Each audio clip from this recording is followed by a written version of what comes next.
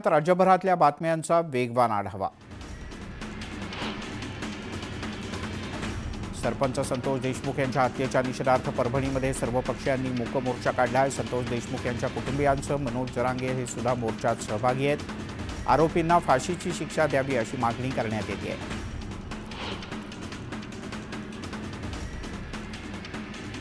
बीडच्या मस्साजोगचे सरपंच संतोष देशमुख हत्याप्रकरणी 2 प्रमुख आरोपींना स्थानिक गुन्हे शाखेच्या पोलिसांनी ताब्यात घेतलं। सुदर्शन घुले आणि सुधीर सांगळे यांना पुण्यातून ताब्यात घेण्यात आल्याची माहिती आहे।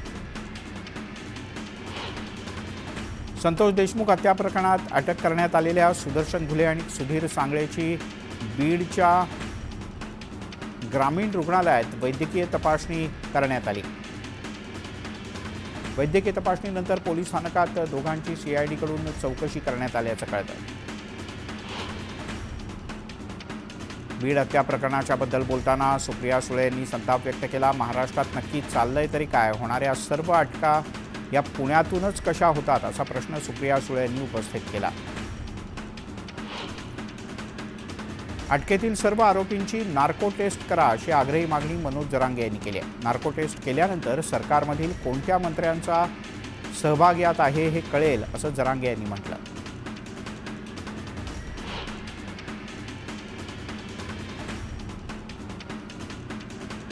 सर्व आरोपी पुण्यामध्ये कसे सापडतात, त्यामुळे आता बीडनंतर पुणे जिल्ह्याच्या बदनामीचा प्रयत्न सुरू आहे असा आरोप मनोज जरांगे यांनी केला। सरकारमधील कोणत्या तरी मंत्र्याचा आरोपींना राजकीय पाठबळ आहे असाही त्यांचा दावा होता। गृहमंत्र्यांनी आरोपी लपवणाऱ्यांना बाहेर काढावा अशी मागणी जरांगे यांनी केली।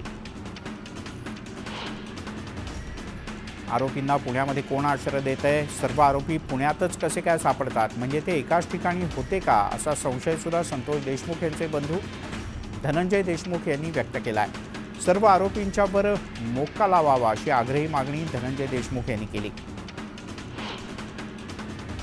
सरपंच हत्या प्रकरणात आकाच मुख्य आरोपी असल्याचा दावा भाजपचे आमदार सुरेश धस यांनी केला आहे। अटक केलेले इतर आरोपी हे फक्त प्यादी आहेत असंही आमदार धस म्हणाले।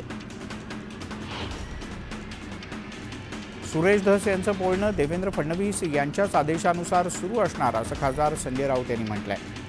खऱ्या गुन्हेगारापर्यंत पोहोचण्यासाठी धस पुरेसे आहेत असंही राऊत म्हणाले।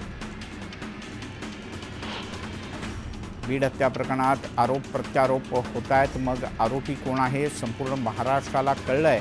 अनेक आरोपींना अटक करण्यात आली आहे, मात्र मुख्य आरोपी अद्यापही फरार आहे। त्यामुळे या प्रकरणी कठोरात कठोर कारवाई करण्यात यावी अशी मागणी रोहित पवार यांनी केली आहे।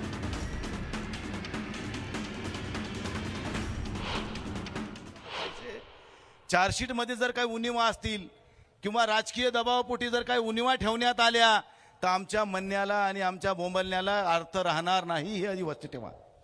म्हणून राज्याच्या मुख्यमंत्र्यांना या ठिकाणी मला या निमित्ताने एक विनंती करायची आहे। मुख्यमंत्री साहेब, हे परळी बीड जिल्ह्यातलं हे महाराष्ट्रातलं एक सामान्य माणसाला त्रास देणारं केंद्र असं म्हणायला हरकत नाही। बिहारपेक्षा बिहारला बी लाजविल अशी परळी आहे, कारण परभणीला लागू नये म्हणून आपल्याला बी थोडं त्याचा जास्त अनुभव आहे। एकाही एमईसीबीचं बिल त्या ठिकाणचे हे महाभाग भरीत नाहीत। वाळूचे मोठे मोठे ह्यांचे क्रेशर आहेत, जी क्रेशरमधून वाळू काढतात, तिची रॉयल्टी भरत नाही, तिचं लाईट बिल भरत नाही, कोणाला पैशाचा काही संबंध नाही। एमईसीबीचं थर्मल आहे, तिथल्या राखेच्या बाबतीतला तेच विषय असेल। आमच्या गंगथडीच्या बाजूने पूर्ण वाळू उपसा केला जातो, त्याच्याकडे कोणी बघायला तयार नाही। अशा सगळ्या परिस्थितीमध्ये ह्यांना पैशानं मोहनी घातल्या आहे आणि पैशाच्या लालसेपोटी हे माणुसकी हरवून बसलेल्या अवलादी ह्यांना आता ह्यांची जागा दाखवणं हे आता तुमचं आमचं कर्तव्य झालं। आम्ही शांत आहोत, संयमी आहोत, हे इथपर्यंत ठीक आहे, पण जर अशीच घटना जर होत राहिली तर आम्हाला संयमी म्हणून घेण्याचा अधिकार उरणार नाही। आम्हाला बी छत्रपती शिवाजी महाराजांचा मावळा म्हणून रस्त्यावर उतरल्याशिवाय पर्याय नाही, हे बी लक्षात ठेवा मित्रांनो। म्हणून या ठिकाणी सर्व नेत्यांना मी या ठिकाणी एवढीच विनंती करणार आहे की ह्या ठिकाणी चार्जशीट होणार, हे चार्जशीट चांगल्या प्रकारचं व्हावं, साक्षी पुरावे व्यवस्थित मध्ये तपासून त्याच्या नोंदी व्हाव्यात आणि चार्जशीट जर चांगलं होऊन जर कोर्टासमोर गेलं तरच फाशीची शिक्षा होऊ शकते, नाहीतर कोर्टानं सोडून दिलं आम्ही तर सगळं केलं होतं असं म्हणायला हे पुन्हा मोकळे आहेत। म्हणून माझी सगळ्या सुरेशांना दासांना जास्त करून विनंती करीन, संदीप क्षीरसागर असतील, विधानसभेतले सगळे आमदार असतील, की आपले ही सगळ्यांची नैतिक जबाबदारी आहे की हे चार्जशीट, कारण कोर्टाच्या न्यायालयासमोर लढाई लढत असताना ती कागदोपत्री लढल्या जाती.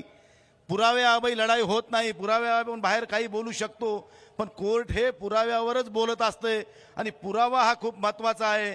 म्हणून ते सगळे पुरावे रेकॉर्डवर आले पाहिजेत, कारण असे अनेक खून त्या परळीमध्ये पचवल्या गेलेत.